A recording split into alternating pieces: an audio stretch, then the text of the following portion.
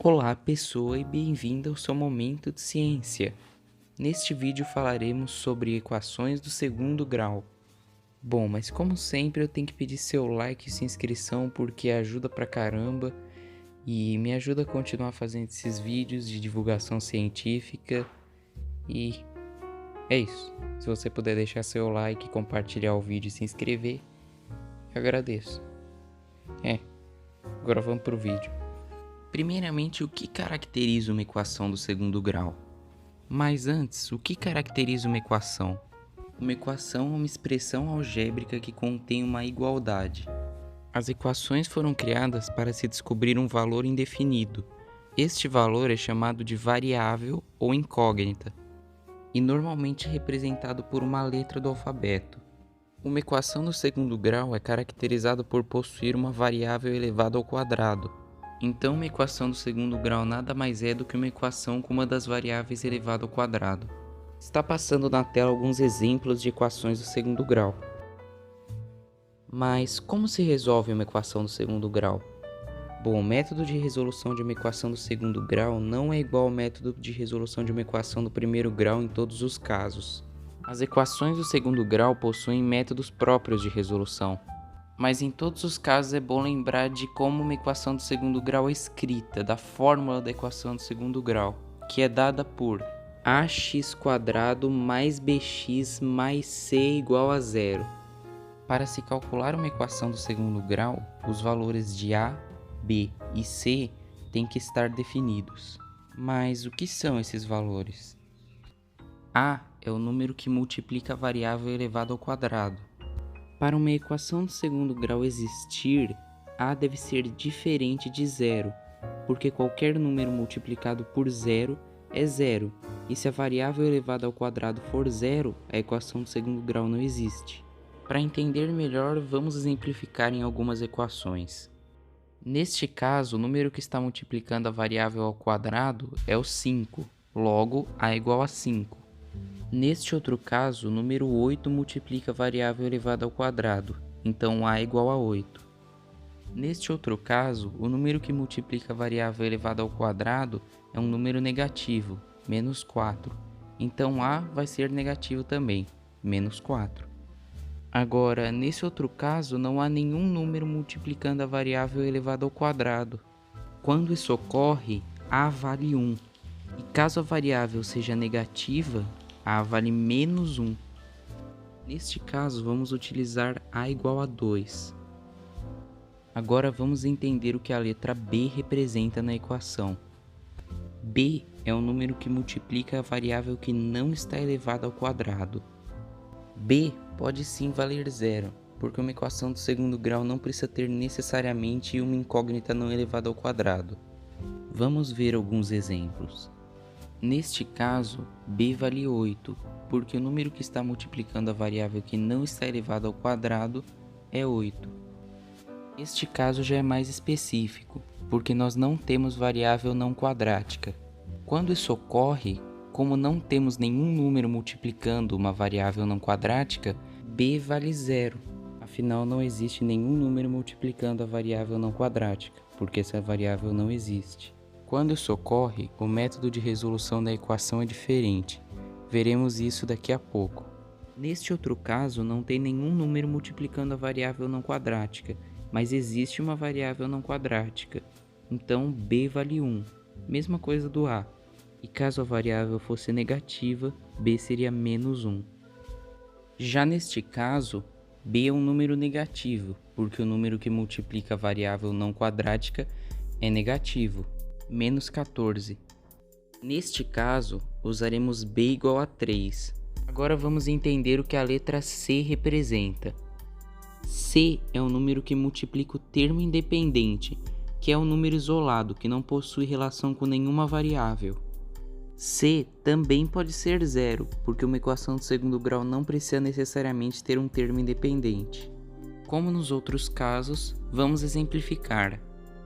Neste caso, c vale 4, porque o número que não está multiplicando nenhuma variável, o termo independente, é 4. Assim como nos outros casos, o termo c pode ser um número negativo. Neste caso, menos 10. Neste outro caso, nós não temos um termo independente. Quando isso ocorre, C vale 0. Sempre que C valer 0, a equação pode ser resolvida por outro método, assim como acontece quando B vale 0. Neste caso, usaremos C valendo menos 5. Agora que nós já temos a equação completa, com os valores de A, B e C definidos, vamos ver alguns detalhes importantes. Primeiramente, A e B são chamados de coeficientes da equação. Já o C é denominado termo independente. Então, caso alguém te pergunte quais são os coeficientes de uma equação, são os valores de A e B. E caso alguém pergunte qual o valor do termo independente, é o C. No caso da nossa equação, os coeficientes são 2 e 3, e o termo independente é o menos 5. Outra coisa bem importante é saber classificar as equações em completas ou incompletas. Uma equação é classificada completa quando possui os valores de B e C diferentes de 0. O A deve ser diferente de 0 em qualquer caso, de qualquer equação do segundo grau. Agora, uma equação do segundo grau é classificada como incompleta quando possui algum dos valores ou ambos os valores de B e C iguais a 0. Está passando na tela alguns exemplos de equações do segundo grau completas e incompletas.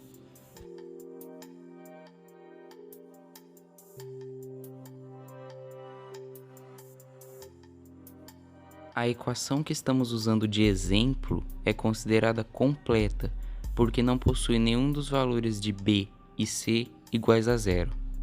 Bom, agora sabendo desses conceitos, podemos ver como se resolve uma equação do segundo grau. Qualquer equação do segundo grau pode ser resolvida por uma fórmula, chamada fórmula de Bhaskara. Caso a equação seja incompleta, a solução pode ser simplificada, mas do mesmo jeito pode ser resolvida por Bhaskara. Qualquer equação do segundo grau pode ser resolvida pela fórmula de Bhaskara.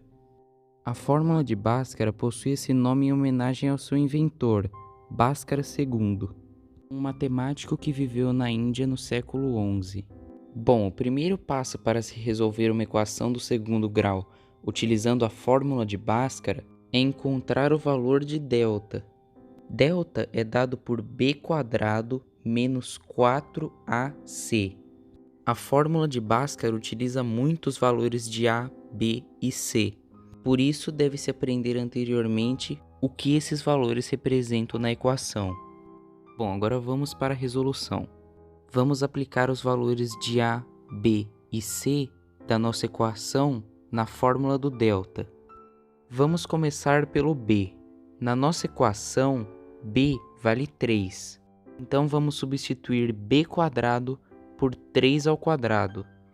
Já o valor de A na nossa equação é 2, então vamos substituir A por 2. E o valor de C na nossa equação é menos 5, então vamos substituir C por menos 5. Bom, agora que já colocamos todos os valores da nossa equação na fórmula, vamos encontrar o valor de delta. Por ordem, deve-se resolver primeiro as potências, depois as multiplicações e por último as subtrações. A potência é 3². 3² é 9. Já os números que estão se multiplicando são menos 4, 2 e menos 5. Vamos resolver esta multiplicação por partes. Bom, menos 4 vezes 2 é uma multiplicação com números negativos. Como os números têm sinais opostos, menos 4 e 2, o resultado ficará negativo. E realizaremos a multiplicação normalmente. 2 vezes 4 é 8, com sinal negativo, menos 8. Menos 8 vezes menos 5 é uma multiplicação com números de mesmo sinal.